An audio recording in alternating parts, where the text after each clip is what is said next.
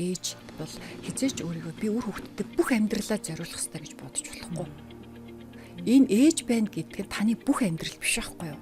Тэгэхээр бид нар энэ төс гэдэг энэ давлгаанд одоо өртөж болохгүй. Энэ давлгаанд ингээ өртөд байл одоо өөрийгөө л алдна. Тэгэхээр төгс гэхийг л одоо гэдэг ойлголтоо төр орхиод ядаж ээж нар маань те өөртөө одоо төгс байх шаардлага тавихгүйгээр илүү сайн байх тал руугаа явах хэрэгтэй. За тэгэхээр сайн ээж гэдэг чинь одоо яг хин хэлээд байгаа юм бэ гэхэлэр ерөөсөө тухайн мөчтөө төвлөрөөл өөрийнхөө одоо үүргийг хамгийн сайнаараа л хийж чаддаг. Тэгээд хариуцлагатай хүүхдтэй тэр хайрыг сэтгэлийн холбоогоо мэдрүүлж чаддаг, хүүхдэд дэмжиж чаддаг тийм ээжийг л сайн ээж гэдэг байхгүй. Тэр тэг яг би зөв өөртөө чилдэг, ер нь бол хүмүүст чилдэг, хүмүүс асуувал хэлнэ. Ер нь ингээд залуу ээж болж байгаа бүсгүйчүүдэд ер нь хэлэхэд за ажил чинь хэцүү ээж болно, санхүү чинь хэцүү ээж болно, ажил карьер чинь ингээд бас тодорхойгүй ойлгомжгүй ээж болно, тэ энэ бусдаас хамаарч байгаа зүйл чинь хэцүү ээж болно. Өөрөөс чинь хамаарч байгаа зүйл хэцүү ээж болохгүй шүү. Айгу амархан амьдрын шүү. Амьдрал чинь хэцүү ээж болохгүй те. Хүүхд ээж байх тэр нэг одоо сайхан уюуд чинь тийм хэцүү байж болохгүй. Ээж байхыг тэгж аюу хэцүүгээр зовлонтой туулж болохгүй шүү л гэж хэлдэг шин.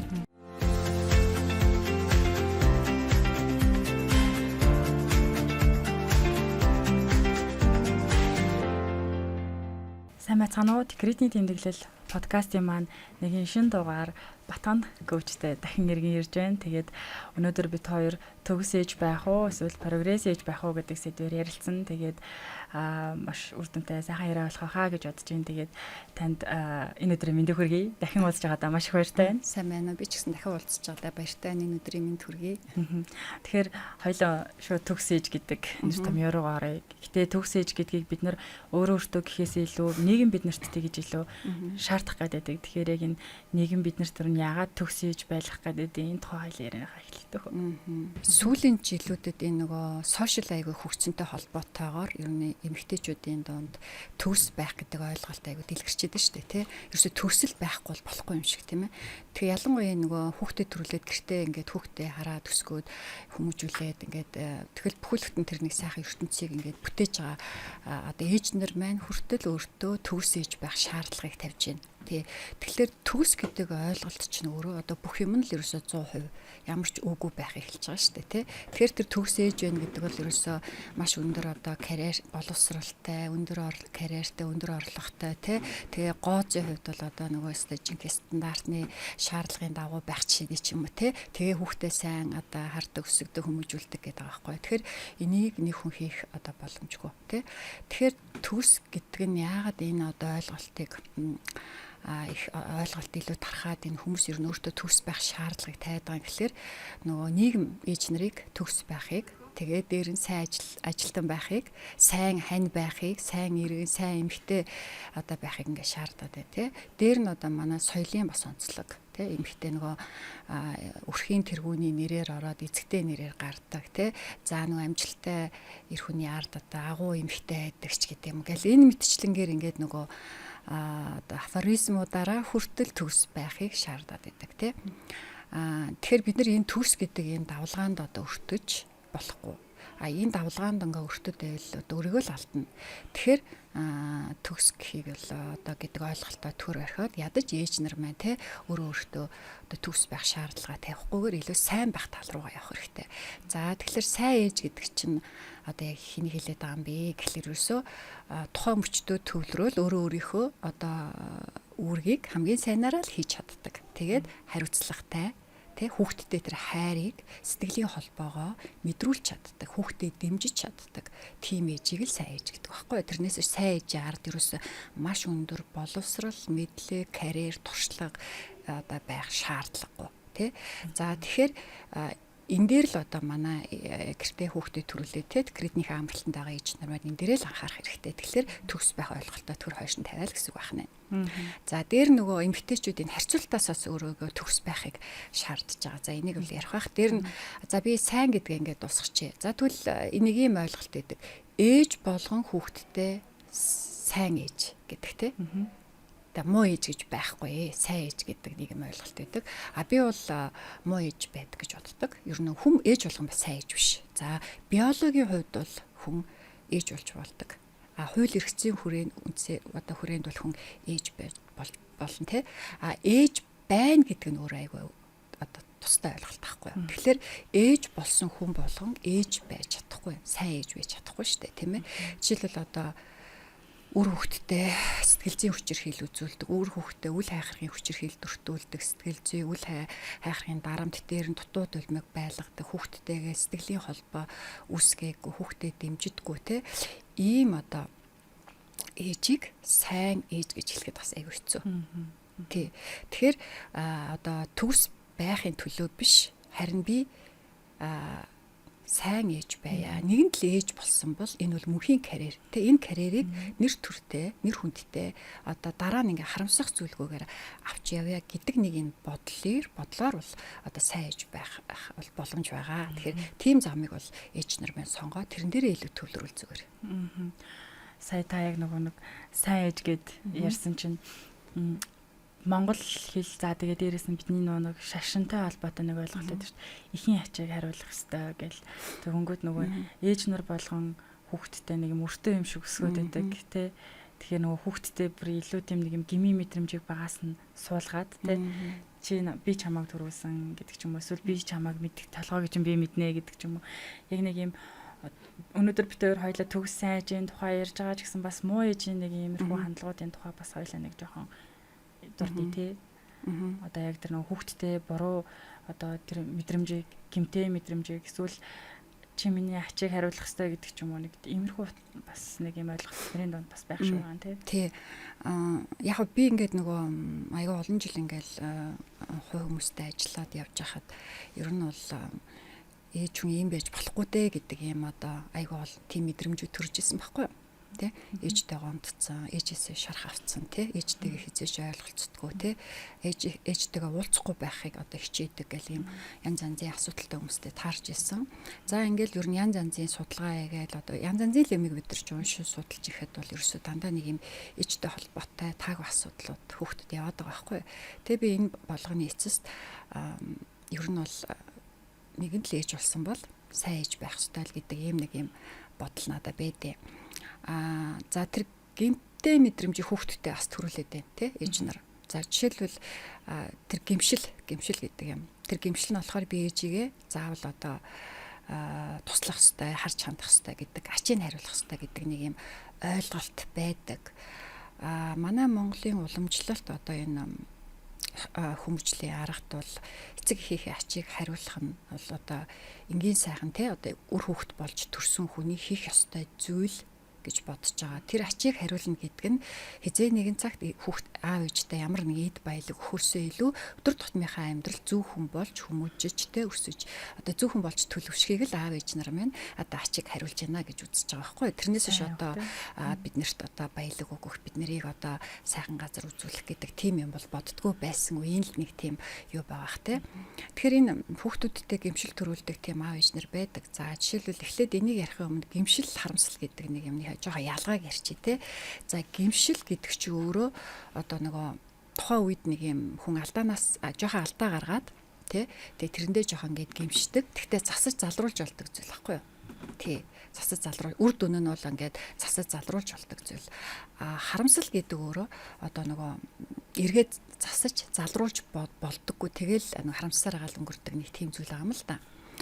Тэгэхээр за энэ гэмшил гэдэг зүйлийг бид нэр ингээд яаж ингээд за хүн өөрийнхөө алдаанаас гэмших нь бол хүзүү хэрэгтэй байдаг л зүйл. Гэтэл ээжийнхээ одоо ачийг хариулсан, ээжтэй туслаагүй, ээж рүүгээ одоо ямар нэгэн зүйлийг одоо хангамж өгөөгүй ч юм ээжигээ одоо ойлгоогүй ч гэдэг юм янз янзын юм нэг гэмшилтэй яваад байдаг. Тэгэхээр нөгөө хүүхд ээж нар маань хүүхдүүдэд өсгөхдөө нэг хүүхдүүдийнхээ оюун ухааныг одоо би чамайг өсгсөн учраас би чамд бүх зүйлээ зориулсан учраас чи эргээд надад тэрийг хариуг нь барих ёстой. Барьж чадахгүй л чи одоо муу хүүхэд гэдэг тийм ойлголтыг төрүүлсэн тий тэр хүүхдийн оюун ухааныг тэгэд хэлбэржүүлсэн ба штэ.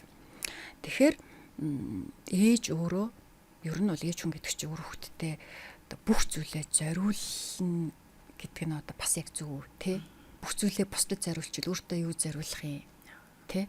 Тэгэхээр одоо энэ ээж бид нар ингээд нэг одоо ээж нартаа тийм нэг ямар нэгэн зүйлийг өгсдөө өгч чадаагүй л гэмшилтэй амьдрдаг бол бид нар одоо өөрсдөө тий ээж болвол бас тэрийг бол өөр дээрээ тавтахгүй л ах хэрэгтэй гэсэн үг байхгүй. Тэгэхээр яах вэ гэвэл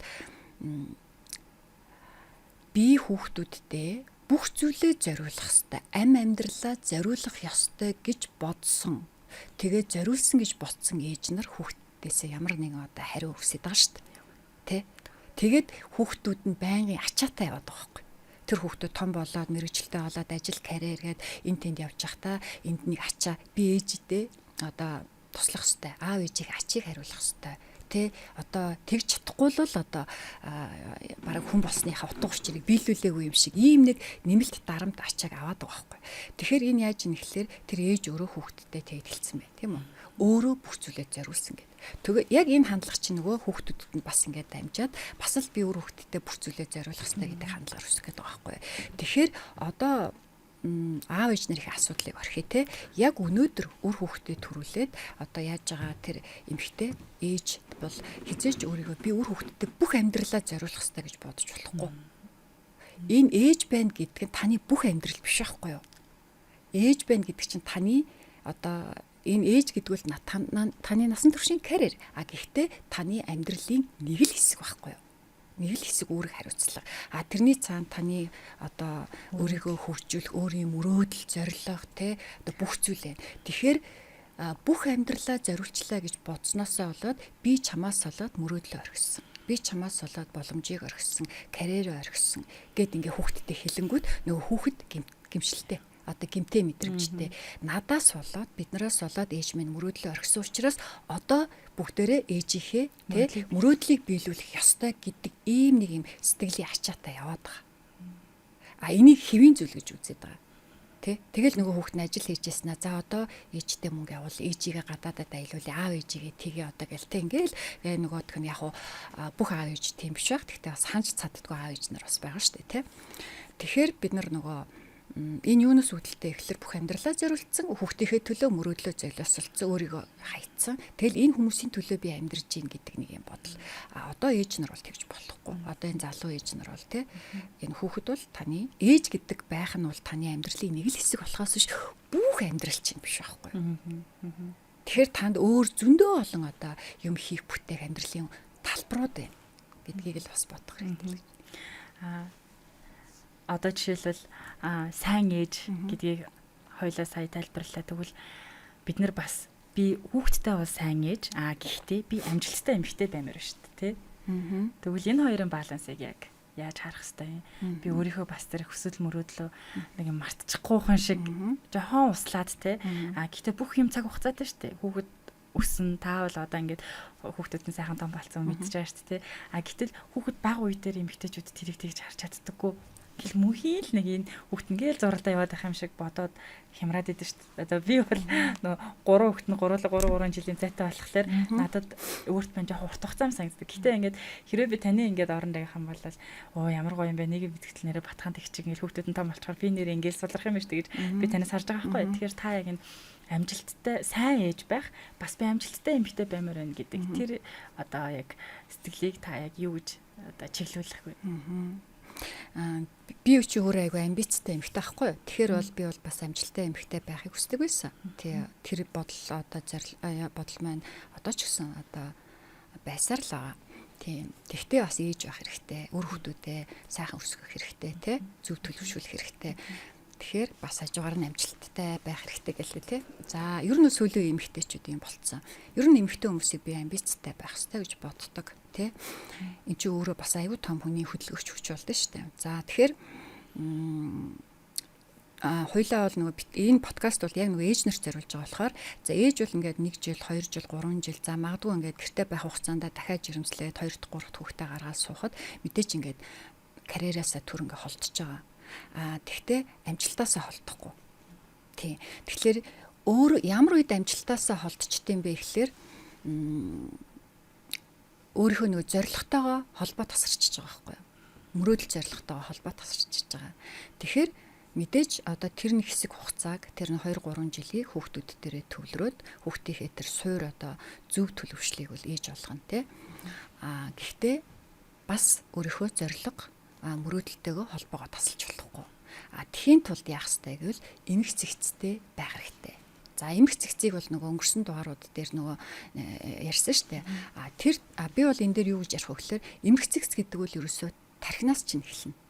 Тэгээ бодлоос эхэлнэ. Тэгээ тархинд байгаа бодлоо одоо цэгцлэх буюу эмх цэгц гэдэг бол юуг би хийх вэ гэж нөгөө дараалж одоо бичих төлөвлөхөөс төлөвлөх биш эхлээд би юуг хийхгүй байх вэ гэдэг шийдвэр гаргахаас эхлэх байхгүй юу. За тэгэхээр би бол хүүхдэд төрүүлээд өсгөөд одоо 3 жил гэртээ байх юм байна. За энэ 3 жилийн хугацаанд би юу хийхгүй байх вэ гэдэг шийдвэрээ гаргаад тэгээд дараа нь юу хийх бодно штэ. За ингээд нөгөө тархиа цэгцлэнгүүт одоо амьдрал чинь 80-даа ингээд цэгцтэй болоод ирнэ тий. Тэгээд ерөөсөл эмх цэгцтэй болно. За ингээд эмх цэгцтэй эмхэлж цэгцлээд ирэнгүүт чинь одоо би нөгөө за яг аль цаг мөчид хүүхд дээр илүү төвлөрөх, аль цаг мөчид нь би илүү ачаал авах уу. За одоо тэгвэл би бас мөрөөдөл нөгөө зорилгоо би одоо яаж алдахгүй те багаар биелүүлэх үү гэдэг дээр ингээл дараагийн нөгөө бодлуудаа ажилуулаад төлөвлөөл ингээ явна гэсэн үг байхгүй юу. Тэгэхээр хүүхдэд төрүүлээд одоо гэртээ хүүхд өсөж байгаа хугацаанд бид нэр төр зур карьераас л холдож байгаа болохоос биш та өөрийнхөө мөрөөдөл, зорилго, ирээдүйд ирэх амжилтаа бүр мөсөн одоо хайж байгаа гэсэн үг биш. Жоохон л хойшлуулж байгаа гэсэн үг. Гэхдээ тэр 2-3 жилийн хугацааг бэлтгэл үе, чимээгүй чангарах үе тэ гэж одоо бодож одоо тэр тухайн нөхцөл байдлаа хандах хандлага өөрчлөх хэрэгтэй. Цэгцрэх гэдэг тийм та яг ингээд бодтой нэг зөвлөгөө өгөө гэвэл өдөрт одоо тэгвэл хүн хэдэн цагийг яг энэ амьдралаа цэгцлэе гэж ер нь өөртөө шийдээд ер нь хэдэн цагийг зориулуулъя гэж болох вэ? Ер нь яаж яг тэр цэгцийг одоо тархиндаа суулгаж өдөр тутмын дадал болгох вэ? За цэгцрэх гэдэг дээр ингээд нэг юм заавал тусдаа ингээл өөртөө цаг гаргана гэж ойлгоод байхгүй. Алхаж явахдаа цэгцэрч болно шүү дээ. Тархиа тий. За би өглөө ингээ босоод босонгуудаа шууд ингээл хүнчлээ худалдаад босдгоо шүү дээ. Босоод нэг суняагаал тий. Суняахаас эхлээл тий. Тэгэл нэг сайхан гүн амьсгаа аваад тэгээ нэг зөөлөн босоол. За тэг өнөөдөр би яах вүлээ гэж ороогоо цэгцтэй хураагаал тий. За ингээд нүрээ ингээд сайхан угаагаал, нүр шүдэ угаагаал ингээл. Тэгэл ер нь ингээд нэг өглөөнийхөө усыг уухаас эхлээд ер нь ингээд нэг тухайн мөчөө мэдрээд ингээд ерөөхдөө цэгцэрч чинь. За тэгээд хүүхдээ хүүлж явахдаа, хүүхдээ унтж явахт нь ч гэдэм юм уу тий. Ингээ юм хийж явахдаа ингээл нөгөө сайхан бодлоо. За тухайн мөчтэй төвлөрөөл бодлоо цэгцлээл тий. За би өнөөдөртөө л яг энийг л хичээчээ. За хамгийн сайнараа энийг л хийчихгээл ингээл явчихна. За тэгэнгүүт нөгөө өөрийнхөө мөрөөдөл зорилгоос холбоогоо таслахгүй тул юу хийх вэ? Гой төлөвлөж бичиж болно тий. За нөгөө дотоод мэдрэмжүүдээ бичнэ. Гой санаа орж ирвэл тэрийгэ бичнэ. За өнөөдөр энэ нэг номыг 30 минут уншчихъя. За өнөөдөр нэг тасгалыг хийчихье. За өнөөдөр би нэг өөрийнхөө хийгэж бодож исэн бизнесээ одоо юу гэдэг чинь ихэ санааг энэ дээр төлөвлөчийч гэдэг юм уу. Ингээд нөгөө багаар хийгээд хахад аяндаа нөгөөх чинь дадал болчдөг байхгүй. Тийм дадал болоод тэгэл тэр эмхтэй нэг амьдралын одоо нэг гоё яг нөгөө флоустэй турсгалдаа ороод тэр нэг яг өөртөө таарсан маш эмцэгцтэй час хийсэн нэг юм чамбай ингээд амьдралыг бүтээчин тийм.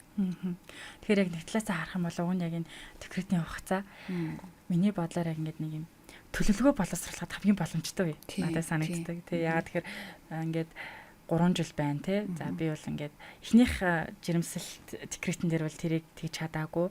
За нэг 2 дахоос хүн олж харж дэг энэ боломжийг тэгвнгүүд за энэ тэгвэл энэ хугацаанд гэдэг яг нэг юм үүрэндээ орж байгаад жинхэнэ нөгөө дайны үед л окоонд орж байгаа дараагийнхаа юг боловсруулна гэдэг шиг тийм үе гэж би хаардаг. Тэгэхээр энэ бол бүр хамгийн таатай үе шүү гэж эмэгтэйчүүдэд хэлмээр энэ саяны таны зөвлөгөө бас маш гоё юм. Тэгээ та нөгөө өмнө нь бас та эмэгтэйчүүдэд нэг зөвлөдөг гэсэн шүү дээ. Амьдралын юм талбаруудаагаа ингээд нэг юм бичээд тэгээ энэ маань хаана явж яаж ийж нэт тэр арга бас надад яг тухайн үед маш их таалагдчихсан. Та тэр аргаасаа хаваалцвал. Тий. Нэг амьдралын яг хоо эерэг сэтгэл засалд бол нэг 4 талбар гэж байдیں۔ За ер нь бол юун дээр бол нэг амьдралын нэг 5 талбар гэж яриад байдیں۔ Тэ нөгөө эрүүл мэнд, ажил, карьер, хобби, гэр бүл, санхүү гэдэг нэг 5 талбараа одоо за дээр ингээ нэмж олно л доо нөгөө найз нөхөд хувь хүний өвчл одоо юу гэдэгчээ. Тэгээ тэрийг нэгээс 10 оноогоор үнэлээд Яг өөртөө үнэнчээр үнэлээд за тэгээд тэр 10 онооны одоо мэдээж хамгийн дээр те 7 8 9 10 гэдэг бол хамгийн сайн. За тэгээд тэрнээс доош бол тааруу те. Тэгээ өөртөө үнэнчээр үнэлээд тэрийг дүгнээ. За би ер нь энэ талбараа жоо орхисон юм байна. Энэ талбар дээрээ би төлөв юуж болох уу ч гэдэг юм уу те. Би яагаад энэ талбараа орхисон юм бол надад яг юу тохиолдоод энэ талбарт анхаараагүй юм бол ч гэдэг юм уу. Иймэрхүү нэг өөрөөсөө зөв асуултуудыг асуух хэрэгтэй. Тэгээд хүүхд жирэмсэн байх, хүүхдэд төрүүлээд нөгөө хүүхдтэйгээ байх нэг завгүй хугацаа. Дээр нь ингээд хүүхдний гараас гараа те бороо олонд ороод нэг өөртөө цаг гаргах ингээл хугацаа ингээл тэр чинь нөгөө айгаа янз янз ингээл хэдэн сараар ингээл өөрчлөгддөг штэ. Тэр хугацаануудад нөгөө яг тэрэндээ тохирсон ингээ аргатай болох хэрэгтэй байхгүй те. За ихтэй нэг нялх үед бол юу тэр янз янзын бодохтой мантайлгаа штэ те. За дээр нь одоо нэг хүүхд бороо олонд ороод нэг хүнд төр захиад нэг гарч явах боломжтой болох ч юм уу. Эсвэл нэг хүүхэд нь унтж байгаа хооронд бие дагаа тэн тоглож байгаа хооронд ч гэдэг юм уу. Нэг юм өөрөөсөө ингээд өөртөөгөө ярилцах, нэг юм өөрийгөө анзаарах тийм хугацаа гардаг байхгүй. Ер нь ямар ч хүнд те. Тэр үед нэг өөрөөсөө ихэнх эмэгтэйчүүд өөрийгөө шүүмжилж харьцуулж бодоод байдаг. Яа ингээл подкаст сонсоод фейсбુક харснаа л нөгөө хүний хамгийн сайхан үе дээрээ постлн тэр нөгөө постыг өөрийнхөө хамгийн одоо тааруу үеийг харьцуулаад идэх байхгүй юу хамгийн гол нь тий. Гэтэл хүний амьдрал дандаа өдөр болгон тийм гүн шиг амьдрдаг эмэгтэй байдаг үгүй тий. Тэр хүн яадаг вэ гэхээр хамгийн гоё мэдрэмжтэй, хамгийн амжилттай, хамгийн сайхан үеийнхээ юмыг л постлдаг. Гэтэл нөгөө эмэгтэй юм нь өөрийнхөө хамгийн одоо доор байгаа гэж бодох юм одоо яхаа нэг жоохон тийм сул дорой байгаа тий. Хүнээс хамааралтайгаа одоо тэр үеийнхээ одоо нөхцөл байдалтайгаа харьцуулаад ингээд сэтгэл санаагаар унаад ах жишээний тий.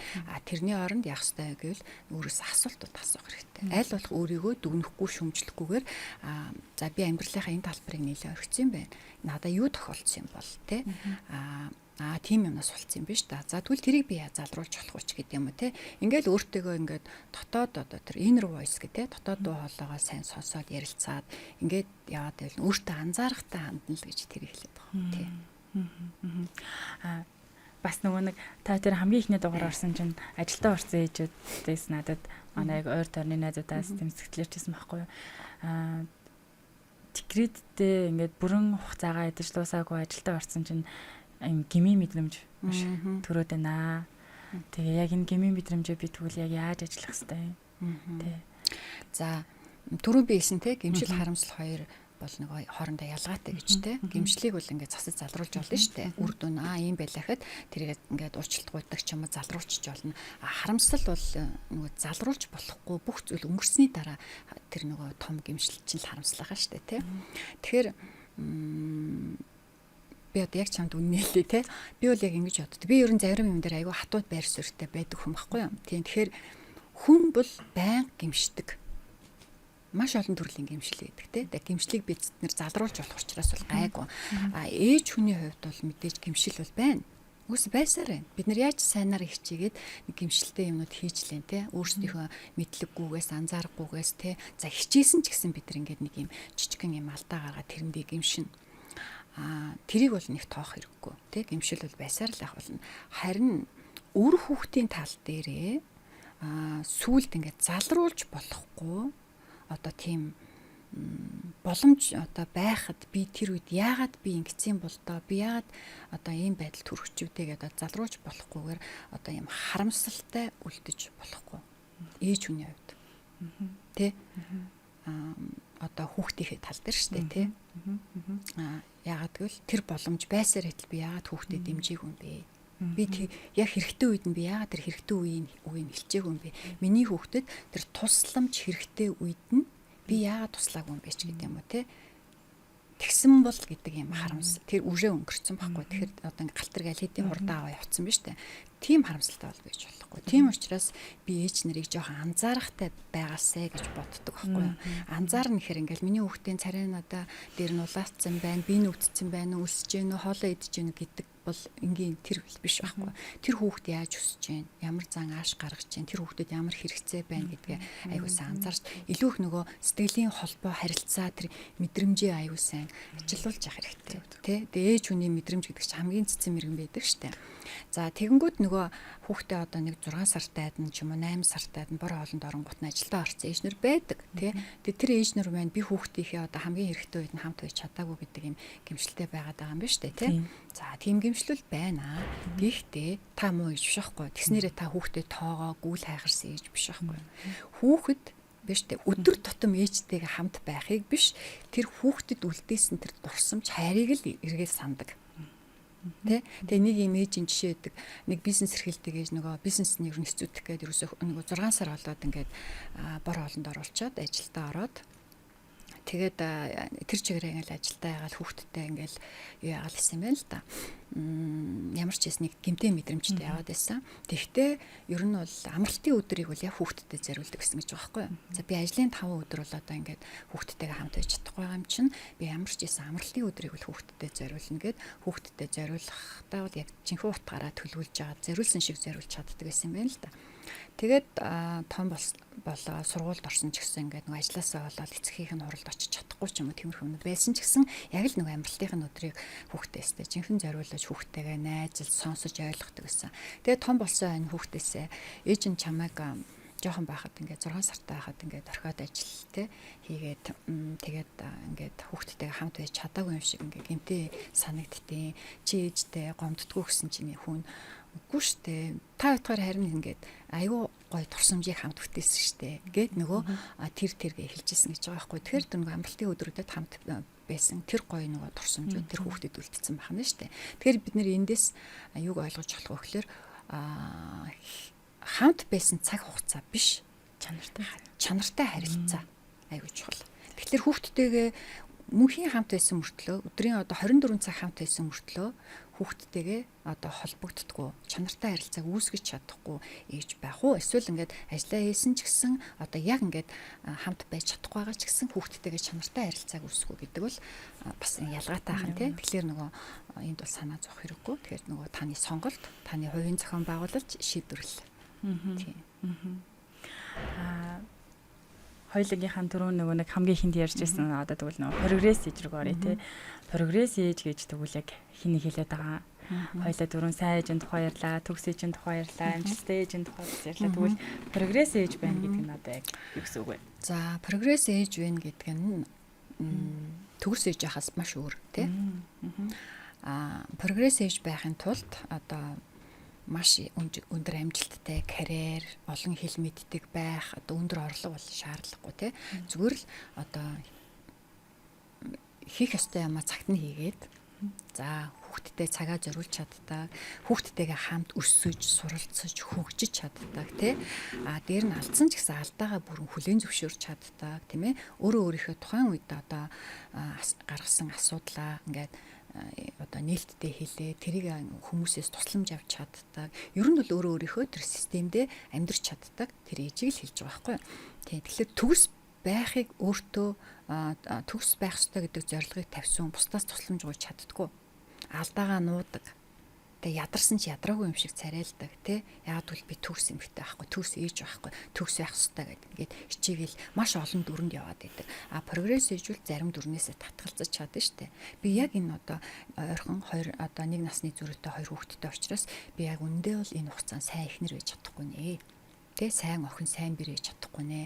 Миний хувьд бол яг энэ хүүхдийнхээ гол одоо тэр амьд байх хүн болох тэр цаг хугацаанд би сайн ээж байх хэрэгтэй юм байна гэд тэрлүүгээ анхаарад тэгээд хажуугаар нь өөрийнхөө мөрөөдөл зорилгоосоо холбоогоо тасрахгүйгээр яг нэг өөрийн гэсэн одоо дүрмээ тэндээ зохиогоод тэрнийхээ дагуу ингээд ядруул ядарснаа хилдэг те ямар ч байсан тэгээд суралцаад хөгжөөд ингээд хүүхдээ өсгөөд ингээд нэг тухайн өдрийг л нэг час ийсэн айтаахан өнгөрөөгөөд тэгээд үр дүнд нь за би өнөөдрийн үед бол сайн байлаа. Ингээ явж чаддаг л ээжийг бол хэлж байгаа байхгүй. Тийм. Тэр өөртөөгөө маш зөв харилцаа тогтоосон. Зөв харилцаа тогтоох, өөртөө зөв үгийг хэлэх, өөрлөгөө зөв хандах гэсэн үг байхгүй. Энэ өөрөө аюул чухал. Дээр нь Харвардын судлаачдын судалгаагаар хүний зан төлөвийн 90% 70% нь 7 хүртэлх насанд тогтдог гэж байгаа байхгүй. Зан төлөвийн 70% нь тэгээ 0-оос 3 насанд 30%, тэгээ 3-аас 7 насанд 40% гэж үздэг. Тэгэхээр нийт одоо бараг зан төлөв чинь одоо 90% нь ингээ 25 хүртэлх насанд тогтож байгаа байхгүй. Тэгэхээр энэ 0-оос 7 нас гэдэг өөрөө одоо энэ насанд хүүхэд ээжтэйгээ ойрхон байх хэрэгтэй.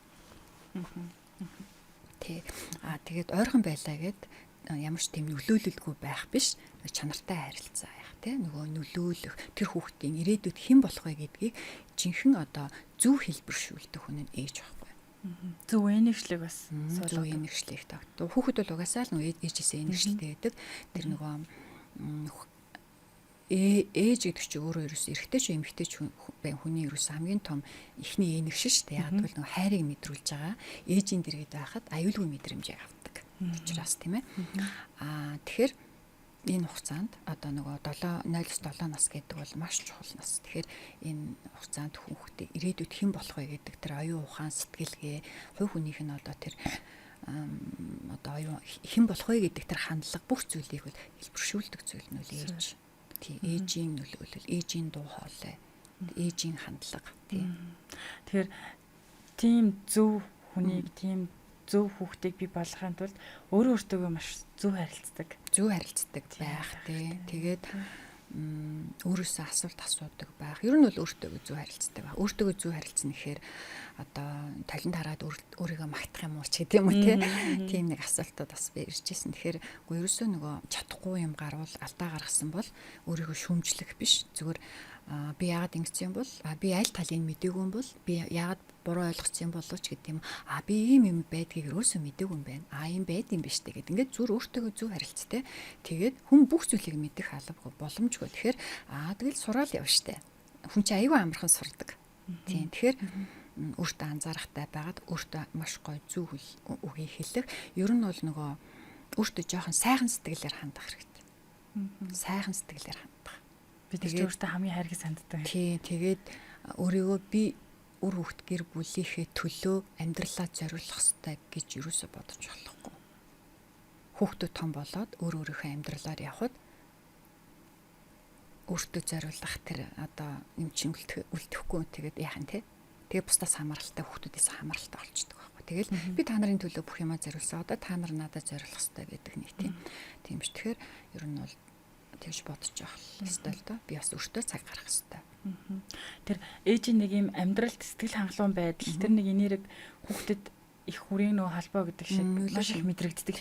Одоо надад мэдрэгддэг байхгүй юу? Манай ээж ямар нэгэн юмд сэтгэл дундуур байгаа нь надад өөрт тэр мэдрэмжийг шууд мэдрэгддэг. Ингээ би ингээд миний бүх юм болоод байгаа хэрнээ би ингээ яагаад ингээд юм одоо юм гутранх ч юм уу те нэг л ойр нэг юм сэтгэл тогтворгүй байна гэд ээжтэйгээ уулзахад манай ээж жоохон юм сэтгэл дундуур ч юм уу те нэг юм байгаа нь байдаг байхгүй юу. Тэгэнгүүт би бодсон яг нөгөө нэг их хүний сэтгэл хангалуун байдал гэдэг чинь үр хүүхдэд ч гэсэн шууд ингээд мэдрэгдэх юм байна. Нөгөө хүүхд ээжийнхээ энерги шууд мэдэрдэг гэж ярьж ш тэр үнэ. Тэгэхээр хүүхдийнхаа дэргэд сайн сайхан энерги түгээхин тулд өөрснөө биш сайхан байх хэрэгтэй. Тэгэхээр нэг амирт нь ээж өөрөө. Тэгэхээр ээжд одоо өөртөө цаг гаргахт нь гэр бүлийнхэн туслах хэрэгтэй. Хань ижлэн туслах хэрэгтэй. Гэр бүлийнхэн туслаад тэр ээж зүгээр нэг гадуур гараад нэг цаг цэцэрлэг түрээлэнгээр алхаа зүгээр л орчноо мэдрээ. Эсвэл нэг сайхан өөрөөрөө байх боломжийг бас олгох хэрэгтэй. За үнэхээр тийм боломж бас олдохгүй байгаа бол боломж байхгүй байгаа юм чинь ингэхээс өөр аргагүй гэдэг ингээд зүтгээд байх биш. Бас яаж хийж байгаад өөртөө нэг гоё ингээд нэг юм зохицуулаад ингээд нэг өөртөө бас цаг гаргаад өөрийгөө айгу хайрлах хэрэгтэй. Тэгээд ер нь бол ээж хүн өөртөө айгу хайртай байж ээж те нөгөө ирээдүйд үр хүүхдийнхээ бас айгу том үлгэр дуурайл болно шүү дээ.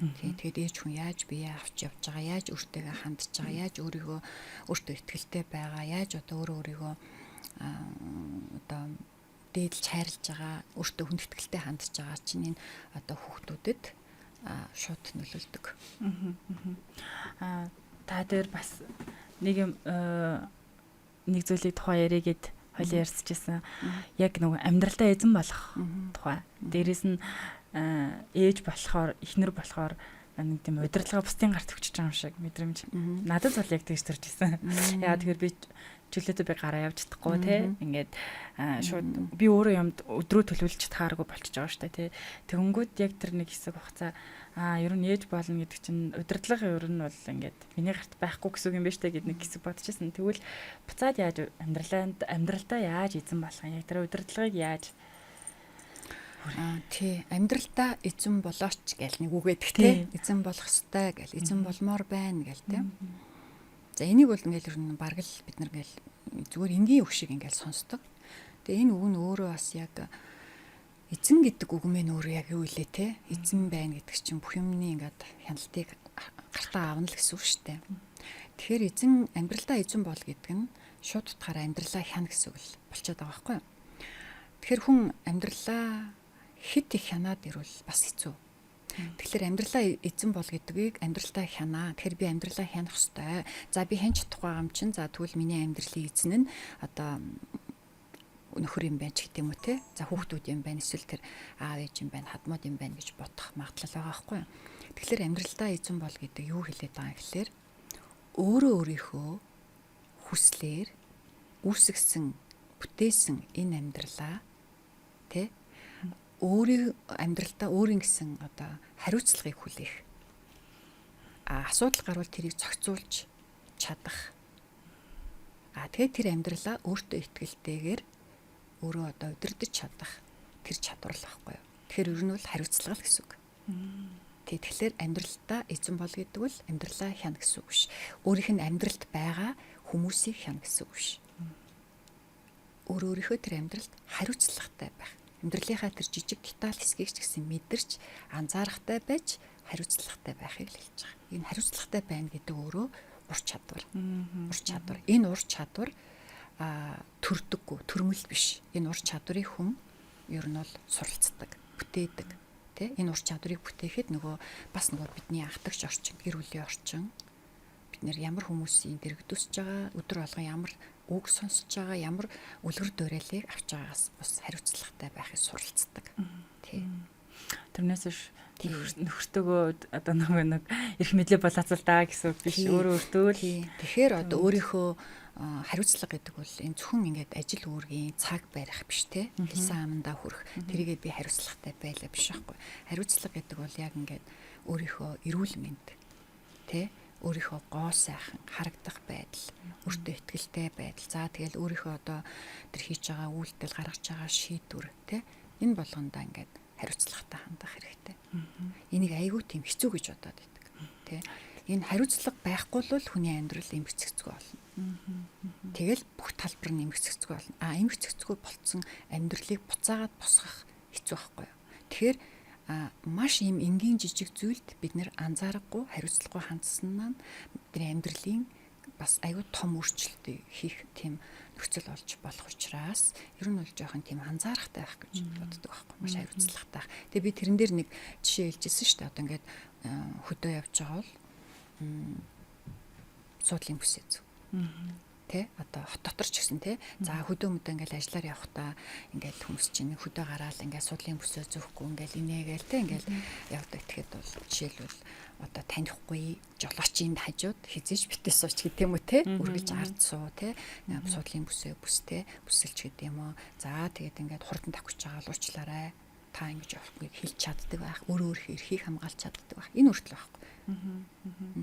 Тэгээд маш олон зүйлээс татгалзах тий танд тухайн үед таашаалт өгөх, сайхан мэдрэмж төрүүлэх байсан ч таны амьдралд хэрэггүй бол таны одоо амьдралын чанарт нөлөөлөх бол таны үр хүүхдийн чинь ямар нэгэн боломжоос тийм ээ хумслах тий одоо боломжийг авах бол тий тэр зүйлээс татгалзаж чадах тэр чадвар байхгүй хариуцлага гэдэг. Өөртөө үнэнч байх зэрлэмж тий маш олон зүйлс.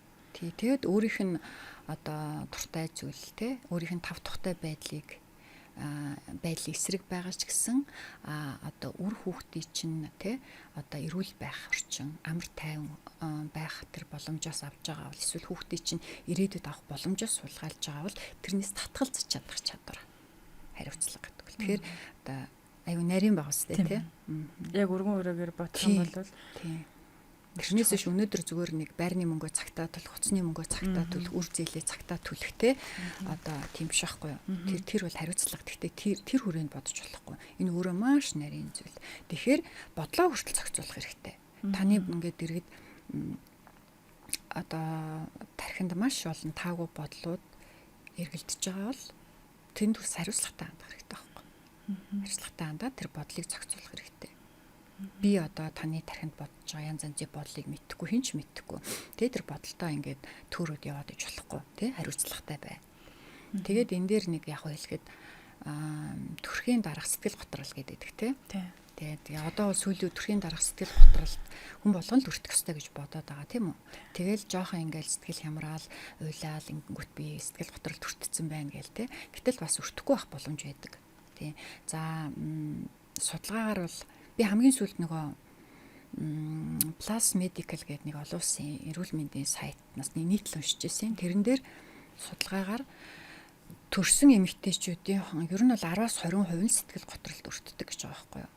Бүгд биш. Тэгэхээр нэг 10 эмэгтэй нэг 2 нь л өртөж чинь гэсэн үг шүү дээ, тийм ээ. Тэгэхээр нөгөө 8 нь бол сэтгэл готролд өртөхгүй байх боломжтой. Тэгэхээр яагаад тэр сэтгэл готролд өртөхгүй байх гэхэлэр нөгөө тэрэндээ бас хариуцлагатай хандах хэрэгтэй байхгүй. Заавал сэтгэл готролд өртөх ёстой гээл ингээл нөгөө тий хит баярлал, хит уйлал ингээд иж болохгүй шүү дээ, тий. Тэгэхээр одоо би сэтгэл готролд өртөхгүйгээр бас энэ сайхан процессыг атайхан бас даван туулнаа гэдэг гих мэтчлэнгээр одоо өөртөө хариуцлагатай хандж болно.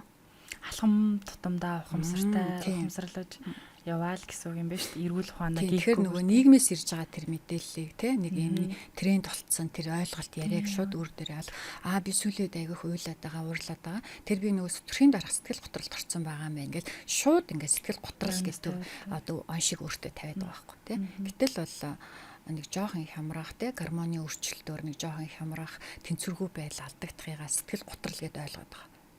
Тэгэхээр тэгж ойлгохгүй тул өөртөө хариуцлагатай бай. Хариуцлагатай хүн юм уншин, судлан, зөв мэрэгжлийн хүмүүсийн мэдээллийг авна. Тэгвэл заавал би өртөхгүйгээр энийг бас даван туулж болох юм байна. Энэ гоё аяллыг би гоё одоо аз жаргалтайгаар өнгөрүүлэхийн тулд би сэтгэл готролд өртөхгүйгээр ингээд явж болох юм байна гэдэг бас ингээд сонголт шийдвэрийг гаргаад тэгэл явна. Миний ярьж ойлгомжтой.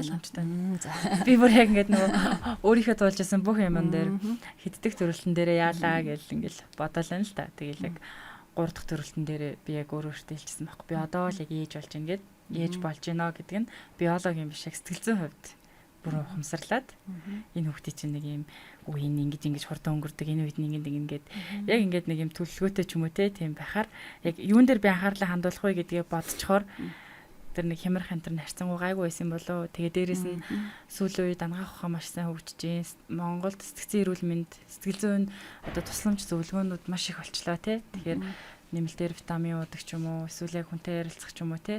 Тийм одоо мэрэгжлийн тусламж авах боломж биднэрт амар их болчихжил гэж. Тий.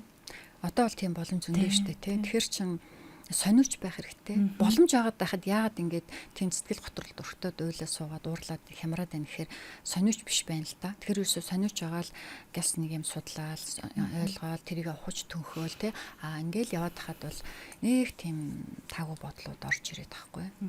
Тэгээд нөгөө харьцуултууд бас явагдчихээн те. Тэгээд бодол хийдэг чи өөрөө нөгөө нэг барьцгүй. Яг нэг гүнзгий усан живж байгаа юм шиг хэрвээ бодолтой хитрхи гүнзгий автчих юм бол нэг тийм живж байгаа юм шиг мэдрэмж улам л хүнийг дороосцоод идэм билээ. Тийм. Тэгээд ер нь сөрөг бодол бол хүнд байнга орж ирдэг ш. Таагүй бодлууд, санаа зовнил тий. Тэгээ нөө та ээж болсон л бол насан туршдаа санаа зовнилтай явна гэж байгаа ш. Энэ бол үнэ. Тий. Тэгэл бид нар чи ингээл бүр ингээл гоё дэвэргээл тий. Янз янзын бодоол тий. Тэрийг л одоо хариуцлагатайгаар зохицуулах хэрэгтэй. Тэгэхээр сониуч байхын тэрийг одоо орлуулж болно тий. Тэгэл зохицуулаад яв штт. Тэрнээс биш сөрөг бодол ботхоо болоо л гээл бясалгал хийгээл суугаад байдаг. Хичнээн бясалгал хийсэн сөрөг бодлууд орж ирнэ. Ер нь бол тэгэхээр тэрийг зүгээр ингээд за би ер нь иймэрхүү төрлийн сөрөг бодлууд бодд юм байна шүү дээ. За За одоо болчихноо ч гэдэг юм. Арай өөр төрлийн сөрөг бодол бодчих гэдэг юм уу те ингээд бодлын шилжилт мэлжилтээ ийгээд өөртөөгөө жоох юм хошин одоо гоё яриа өрнүүлэх зүгээр идэв штэ те. За би хаяа тэгдэг байхгүй ингээд янз янзын юм байх. Нөгөө чинь бүрстэй сайхан бүр баясцсан нөгөө сөрөг бодлоо яцаач. За одоо гоё жоох өөр төрлийн гоё сөрөг бодлоод яа гээл тэгж тэгэл жоох яаж ясна ингээл дараал явдаг ч юм уу те. Тиймэрхүү ингээ янз янзын ямиг л өөр дээрээ ер нь туршиж үзэх зөв юм шиг санагддаг. Тийм. Надад бас маш нэг одоо би нэг юм нээлт олж нээсэн. Надад тусалсан нэг арга нь гараараа ямар нэг юм хийх байсан. Зураг зарах, юм оёх, хатгамал оёх тий. Тэгэнгүүтээ ингээд нэг юм будгаар эсвэл лаа хийх гэж юм уу. Яг нэг юм гараараа хийж байгаа процесс надад бүр маш их тусалсан. Яа тэгэхээр тэр нэг юм сөрөг бодол тэр чинь бүр ингээд сарничж байгаа шүү дээ. Энийг яаж хийдэм бол гэдэг бодол руу би төвлөрөөд ирэхээр нэг мэдхэд нөгөө итгэж чинь ингээд чадахгүй ингээд яг тэр процесс нь өөрөө хүнийг маш их тийм одоо зарим нэг хүмүүс бол нөгөө нэг одоо орчноосоо тасарсан тэндээ уусч идэв шүү дээ. Яг хийж байгаа юмдаа ороод тэгэхээр яг нэг юм гараараа юм хийж ингээд хийхээр бас тэр сөрөг бодлоосаа багч гэсэн холддог юм шиг надад санагдав. Тэр чинь маш зугаатай шүү дээ. Ингээл гарч ирснийхэн дараа харж мараал бэлэн басныхан дараа ингээл үзээл те. Тэгэхээр надад бас тэр бас амар тусалж исэн манай сая тантай ярьсан чинь те. Тэр ээж бас нэг юм аргууд байдаг. Тийм. Тэгээ яг би зүгээр өөртөө чилдэг. Ер нь бол хүмүүст чилдэг. Хүмүүс асуувал хэлнэ. Ер нь ингээд залуу ээж болж байгаа бүсгүйчүүдэд ер нь хэлэхэд за ажил чинь хэцүү ээж болно. Санхүү чинь хэцүү ээж болно. Ажил карьер чинь ингээд бас тодорхойгүй ойлгомжгүй ээж болно. Тэ энэ бусдаас хамаарч байгаа зүйл чинь хэцүү ээж болно. Өөрөөс чинь хамаарч байгаа зүйл хэцүү ээж болохгүй шүү. Айгу амархан амьдрын шүү. Амьдрал чинь хэцүү ээж болохгүй тэ. Хүүхд ээж байх тэр нэг одоо сайхан уюуд чинь тийм хэцүү байж болохгүй. Ээж байхыг тэгж аюу хэцүүгээр зовлонтой туулж болохгүй шүү л гэж хэлдэг шин. Тий. Тэгэхээр ээж байна гэдэг нь биднээс хамаарж байгаа байхгүй. Хувь хүнээс хамаарж байгаа. Тэгэхээр ээж сайн ээж байхад их мөнгө хэрэггүй штэ. Тий. Тэгэхээр өөрөөс чинь хамаарах зүйл, өөрөөс чинь хамаарж байгаа амьдралыг хэцүү болгож болохгүй. Ер нь жоохон тийм хөнгөн амархнаар л амьдрах нь хамгийн зөв. Амьдрал угаасаа л тодорхой. Айгуу зөв. Би бол ер нь жоохон тэгж амьдрдаг төрлийн юм байхгүй. Тэгэхээр айгуу амар. Бас яг энэ үед өөртөө итгэл бүр хамгийн бага түвшинд надад очдог юм санагдсан. Тэгэхээр буцаад яаж өөртөө одоо тэр итгэлийг олж авах вэ? Хүмүүс өөртөө итгэлийг юм бусдад хүлээмж шүрэгдэхөөс авдаг байж магадгүй гэж би ойлгосон. Эсвэл би тийм төрлийн хүн ч юм уу. Тэгэнгүүт яг ингээд гэртээ ингээд байхаар нөгөө нийгэм хүлээмжшөрөгдөх энэ төр чинь бүр тасарч штэ тий намайг хүлээмжшөрж байгаа ганц хүн бол манай хүүхд ингээ болчихж байгаа. За манай нөхөр гэдэг ч юм уу тий. Тэгэхээр одоо юм өөртөө итгэлийг тэгвэл би яаж буцааж сэргээх юм? Одоо нийгмийн харилцаанд орох боломжгүй байгаа яг ийм үедээ. За өөртөө итгэл бүр ингээд шалан дээр унана гэдэг шиг тийм үе байна. За тэр үл зөвхөн одоо хүүхдэд төрүүлээд гэртээ хүүхдэд өсгөөд яж байгаа эзнэр тохиолдох юм биш. Зүгээр ингээд энгийн сайхан ажиллаа хийж байгаа, карьераа хөгжүүлээ явж байгаа хүнд ч тохиолдно. Тэр үл хүнд ч тохиолдож болно. Өөртөө итгэл гэдэг өөрөө бас нэг юм хүмүүс нийтлэг ойлголт нь бусдын алга ташлалтаар л мэдрээд тах шүү тий. Хүмүүсийн гоё магтаал, бусдын алга ташлалт чамайг үнэхээр хүлээн зөвшөөрж байгаа тэр нэг хүмүүсийн хандлагаас өөртөө итгэх итгэлийг мэдрээд байх шиг байгаа юм тий.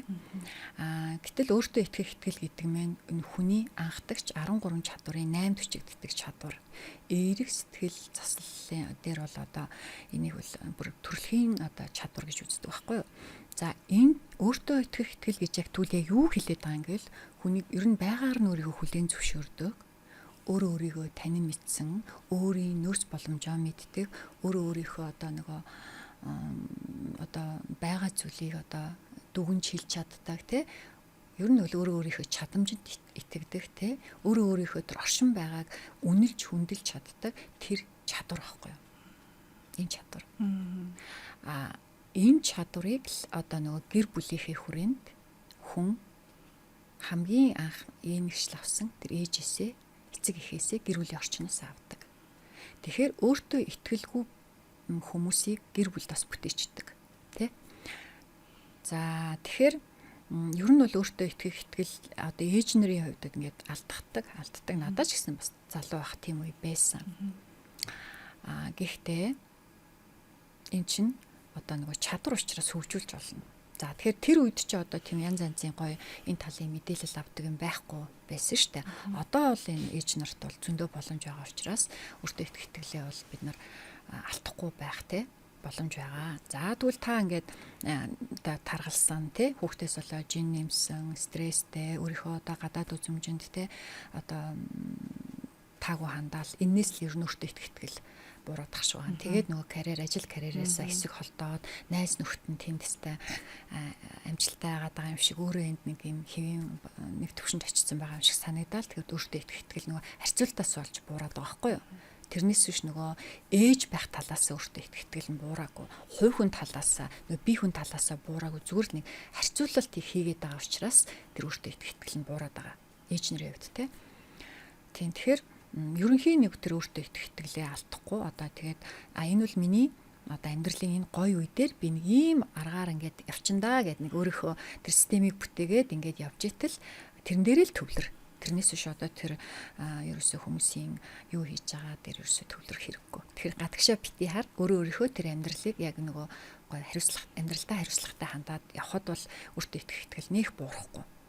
Тэр ямар хүмүүс их буураад байна гэхэлэр бусдын өөрийнх нь талаар хэлж байгаа үгэнд анхаардаг, дүгнэлтэнд анхаардаг, бусад хүмүүс намайг юу гэж хэлж байгаа бол гэдэгт анхаардаг, юу гэж бодож байгаа бол гэдэгт анхаардаг, бусад хүмүүс яаж амьдраад байна гэдэгт анхаардаг хүн нөгөө харьцуулт хийгээд тэгээд шууд энэ дээр өөртөө итгэлээ унгаж байгаа байхгүй. Тийм. Тэрнээс биш одоо нөгөө суур тэр өөртөө итгэл нь бас сайн. Тэгээ өөрийнхөө юу хийж байгааг мэдэрдэг, яагаад би энд байгаа гэдгийг мэдэрдэг, мэддэг хүн бол тэгж өөртөө итгэл нэх буруу. Тэгэхээр яагаад л таны яагаад чинь таны хүүхэд штэ тий та хүүхдээ эрүүл сарвал өсгөх нь л бидний үүрэг штэ тий тэгээд тэрэн дээрээ төвлөрөө явах юм бол өөртөө итгэл нэх бурахгүй. За тэгээд тэр цаг хугацаа болоод ажилдаа ороход бол тэгэл сэргээл одоо нөгөө явцдаг байхгүй. Тэгэхээр хүний өөртөө итгэл ер нь байхгүй гэж байдгүй зүгээр тэр нөгөө нэг хэсэг байхгүй унаал дахин нэгдээ сэргээл яваад байдаг байхгүй юу тий.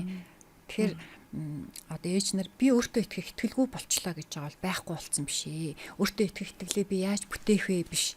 Яаж сэргээх вэ л гэж ярих хэрэгтэй. Тэг зөвхөн ээж нар их биш. Бүх хүмүүсийн ингээ хэсэг алга болно тий. Тэгээ сэргэн ер нь ингээл явна шүү дээ. Хөрөөний иршигтэй ингээл явна тий. Энэ бол ингийн зүг тий. Миний хувьд болохоор өөртөө итгэлийг одоо айгу баг болчихчтэй гэдгийг буцаад ажилдаа орох үеэр дандаа яг мэдэрдэг байхгүй юу. За би одоо яг юу гэж танилцуулах вүлээ, яах вүлээ гэдэг дээрээс ингээл өөрийгөө ингээ мэдэрхээр би чинь бүр өөртөө итгэл маань байхгүй болсон байна штэ гэж би мэдэрдэг. Тэгээд одоо нөгөө нэг сошиал сувгуудаар ингээл ээж нарыг харахаар ажилдаа буцаж орох гэсэн чи өөртөө итгэлгүй болчихжээ гээд тэгээ би чадах болоо гэдэг тэр нэг айдас юм шиг байна. Тий. Тэгэхээр таавал ингээд хүний нөөцийн салбарт маш олон жил удирдах багт ингээд ажиллаж байсан хүн тэгээ дээрээс нь маш олон мундаг одоо хүмүүсийг яг ингээд нөгөө нэг багтаа эсвэлж тий тэгэж авч ирсэн хүний хувьд яг ингээд ажилдаа орох гээд тэгээд өөртөө жоохон итгэлгүй санагдаад байгаа тэр ээжүүдэд та яг юу гэж зөвлөх вэ? За юу яач тэр өөртөө итгэлээ дахин сэргээх тал дээр нэг хідэн зөвлөмж өчөөд энэ асуулт руу оръё те. За ер нь бол яг ингээд өөртөө итгэлийг яаж дахин сэргээх тал дээр ингээд мэргэжлэнүүдийн судалгаа байдаг, янз янзын аргыг санал болгодог л доо. Тэгээд яг би юу гэж зөвлөх үү гэвэл ингэж зөвлөнө. Ямар ч хүнд хүний өөртөө итгэлийг нэг номерт хүний гадаад байдал гэдэг байхгүй юу? Гадаад байдалтай хүн өөрөө бүрэн итгэлтэй байх хэрэгтэй гэсэн үг тийм.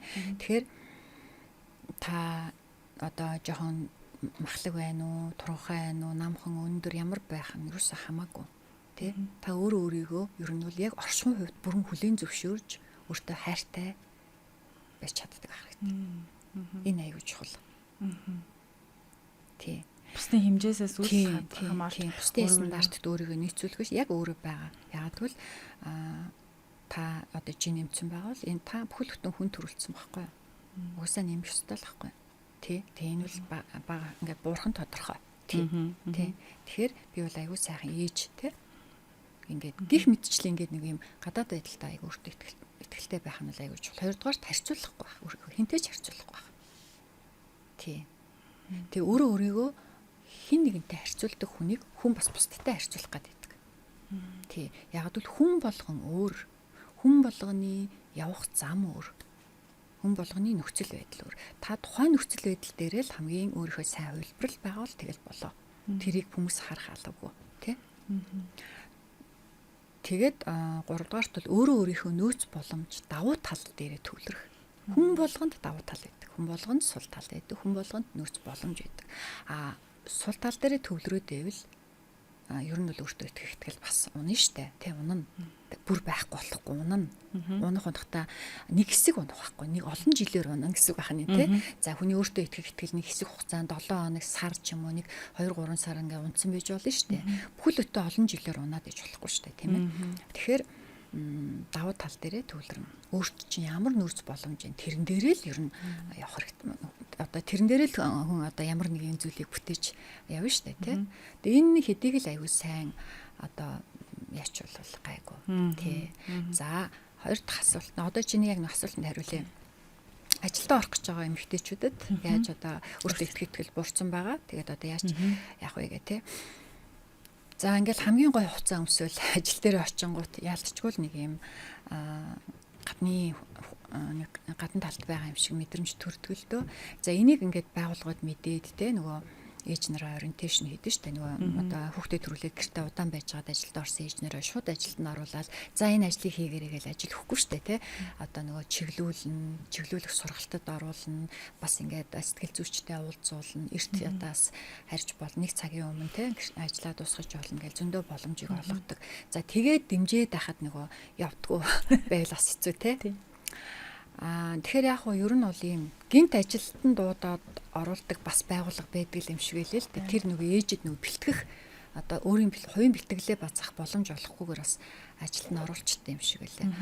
Ер нь байгууллагууд бол ингээд нэг мэдгдэл өгөөд тэ ажлын санал тавиад бас нэг ажилдаа орно шүү гэдгийг хэлээд тэгээд нэг юм хугацаа өгдөг. За энэ хугацаанд бол өөрөө ээж тэр өөрийгөө бэлдэх хэрэгтэй.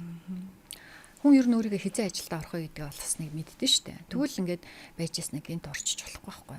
Ядаж нэг 2 сарын өмнөөс ажилдаа орох процессоо бэлдэнэ. За юу хийх вэ? Байгууллагаас судлаа. Манай байгууллагт ямар өөрчлөлт гарцсан байна? Бүтцэн маань яаж өөрчлөгдсөн байна? За миний оронд ямар хүн ажиллаж байна? Тэр хүн яаж ажиллаж байгаа вэ? Би орвол юу хийх вэ? Хуучин албан тушаал дээр орох өөр шинэ албан ингээд за тэгвэл тэрэнд одоо над ямар ур чадварууд хэрэгтэй байгаа юм бол тэр албан тушаал дээр тэр би ямар юмыг одоо мэдчих хэвээр юм бол гэ тэ. Ингээд ер нь бол жоох ингээд өөрийгөө бэлдэнэ. За ийм цаг зав боломж хүнд байдаг. Гэтэ энийг хүмүүс ашигладаг байхгүй. Тийм.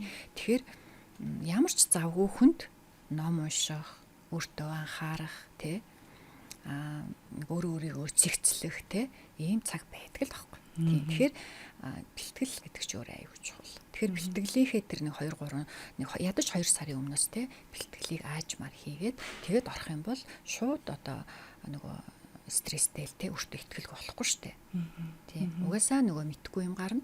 Шинэ төслүүд хэрэгжиж байгаа шинэ юм болж байгаа. Тэгтээ тэр чинь угаасаа суралцаал явна шүү дээ, тэ. Тэр бэлтгэл өөртөө тэр өөрөө надад ажилдаа өөрийгөө бэлдэх хугацааг өөртөө олгох. Тэгээ төлөвлөгөө гаргаад тэгээд тэрнийхээ дагуу үйлдэлийг л бэлдэх хэрэгтэй.